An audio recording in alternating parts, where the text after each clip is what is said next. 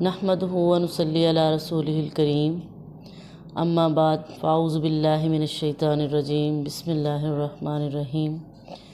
السلام علیکم میری معزز بہنوں، میں عائشہ شہباز آپ کے ساتھ مختلف موضوعات پر گفتگو کروں گی۔ جو آج کا ہمارا ٹاپک ہے وہ ہے تہجد کی نماز کے بارے میں۔ تہجد کی نماز کیوں پڑھنی چاہیے، کس وقت پڑھنی چاہیے، اس کے بارے میں بہت سے لوگ اختلاف رکھتے ہیں۔ کچھ اس کو صحیح بھی مانتے ہیں، کچھ اس کو نہیں بھی کرتے۔ تو نماز تہجد یہ ایک ایسی نماز ہے جس میں انسان بالکل تنہا، بالکل خاموشی میں اپنے رب سے راز و نیاز کرتا ہے، گفتگو کرتا ہے۔ اس وقت اللہ تعالیٰ آسمان دنیا پہ آئے ہوتے ہیں اور اللہ تعالیٰ خود پکار رہے ہوتے ہیں کہ اے میرے بندو اٹھو، مجھے پکارو، مجھ سے مانگو، تم جو مانگو گے میں عطا کروں گا۔ تو تہجد کی نماز، اس کے بارے میں نبی اکرم صلی اللہ علیہ وسلم کا فرمان ہے کہ تہجد کو پڑھا کرو۔ یہ ہم سے پہلے لوگ مطلب جو نیک تھے، صالحین تھے، انبیاء بھی ان میں شامل ہیں، وہ ان کی یہ روش تھی۔ یعنی جو ہم سے پہلے نیک لوگ تھے، انبیاء تھے، وہ کیا کرتے کہ جب اللہ کو پکارتے تو تہجد کو لازمی پکڑتے۔ تہجد کی نماز کو لازمی کیوں پکڑتے کہ وہ سب سے بہترین وقت ہے اللہ کے قریب ہونے کا، اللہ کا قرب حاصل کرنے کا۔ یہ تہجد کی نماز ایک ایسی چیز ہے، اگر ہم اس کو قائم کر لیں تو ہم بہت سے گناہوں سے بچ سکتے ہیں، بہت سی مصیبتوں سے نجات پا سکتے ہیں، اور سب سے بڑھ کر جو ہماری کامیابی ہے اور خوشی ہے وہ یہ ہے کہ ہم اللہ تعالیٰ کا قرب حاصل کر سکتے ہیں۔ اللہ کا قرب کس طرح حاصل کر سکتے ہیں؟ نبی اکرم صلی اللہ علیہ وسلم نے فرمایا کہ اگر تم میں سے کوئی بھی تہجد کی اذان کو پا لے یا اس وقت اس کی آنکھ کھل جائے تو وہ اٹھ کر تہجد پڑھے، اللہ کو پکارے۔ حتیٰ کہ اللہ کے نبی نے یہاں تک فرمایا کہ اگر خاوند پہلے اٹھے وہ تہجد کو پڑھے اور اپنی بیوی کو بھی اٹھائے اور اس کو بھی تہجد پڑھائے، اور اگر نیند کا غلبہ زیادہ ہو تو پانی کا چھڑکاؤ کرے۔ یہی حکم عورت کے لیے بھی ہے کہ اگر وہ پہلے اٹھ جاتی ہے تو وہ نماز پڑھے اور اپنے مرد کو بھی اٹھائے، اگر وہ نہ اٹھے تو اس پر پانی چھڑکے۔ اللہ تعالیٰ نے دونوں طرف سے اس چیز کو برابر رکھا۔ تہجد کی نماز کا سب سے بڑا یہ فائدہ ہے کہ جب ہم اس تنہائی میں اللہ کو پکارتے ہیں تو اللہ تعالیٰ اپنے فرشتوں کو بھی کہتے ہیں کہ دیکھو میرا بندہ مجھے کیسے بلا رہا ہے، مجھے یاد کر رہا ہے۔ اللہ تعالیٰ خوش ہوتے ہیں۔ تہجد کی نماز یہ ایک ایسی نماز ہے جس میں ہم اللہ کے بہت قریب ہو جاتے ہیں اور مانگتے ہیں دعائیں۔ بہت سے لوگوں کا یہ بھی خیال ہے کہ لو جی دعائیں مانگتے ہیں، پوری نہیں ہوتی، قبول نہیں ہوتی۔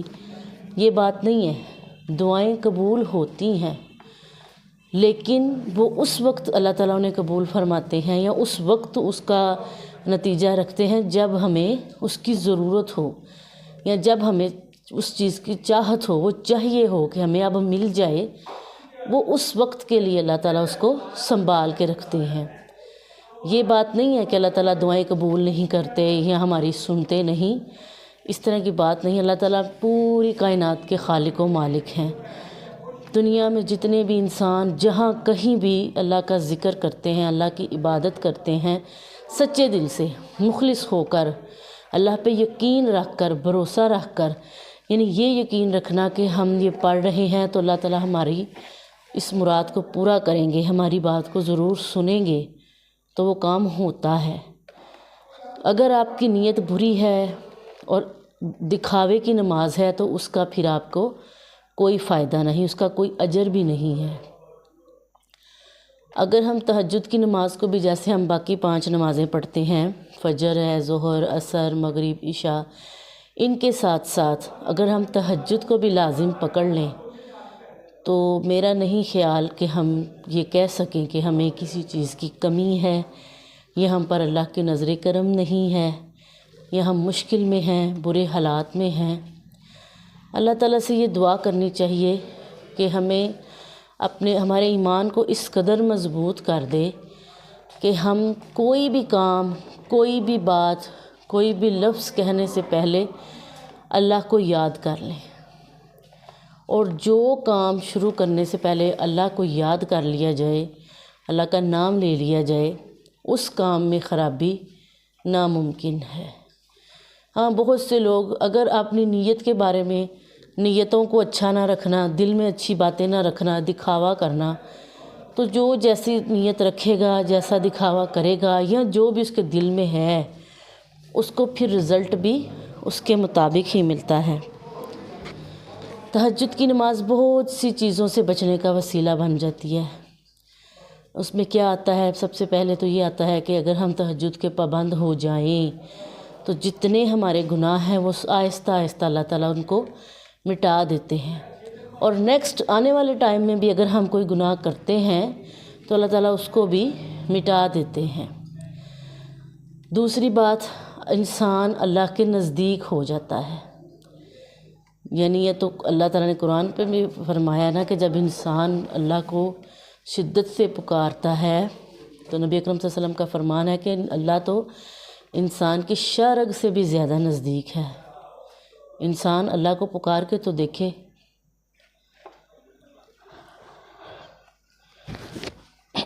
اسی طرح حضرت ابو ہریرہ کی روایت ہے، وہ کہتے ہیں کہ اللہ کے نبی نے فرمایا، اللہ کی رحمت ہو اس گھرانے پر جو تہجد پڑھتا ہے اور اپنے گھرانے کو بھی پڑھاتا ہے۔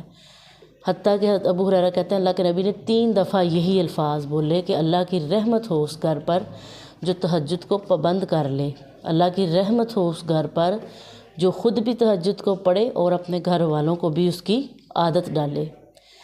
ہم سے پہلے دنیا میں جتنے بھی انبیاء صالحین آئے ہیں، جن کے درجات اتنے بلند ہیں، جو جنتوں کے وارث ہیں، حقیقی وارث ہیں، وہ کیوں ہیں؟ کہ انہوں نے اپنے ایمان پر ڈٹے رہے، اللہ کی رسی کو مضبوطی سے تھامے رکھا، اللہ کے احکامات پر اسی طرح عمل کیا جیسا کہ قرآن میں بتایا گیا ہے، اللہ کے نبی نے بتایا، ان پر عمل کیا، تو وہ کیا ہے کہ وہ اللہ کا قرب حاصل کر گئے، اللہ کے پسندیدہ بندے بن گئے۔ ہمیں بھی کوشش یہ کرنی چاہیے کہ ہم تہجد کو لازم پکڑیں اور دوسروں کو بھی تلقین کریں، اور اللہ سے دعا کرنی چاہیے کہ اللہ تعالیٰ ہمیں اس پر قائم رکھے اور اپنے دین میں، اور سب سے بڑی بات کہ اپنے ایمان کو اچھی حالت میں رکھنے کی توفیق دے۔ آمین۔ وما علینا الا البلاغ المبین۔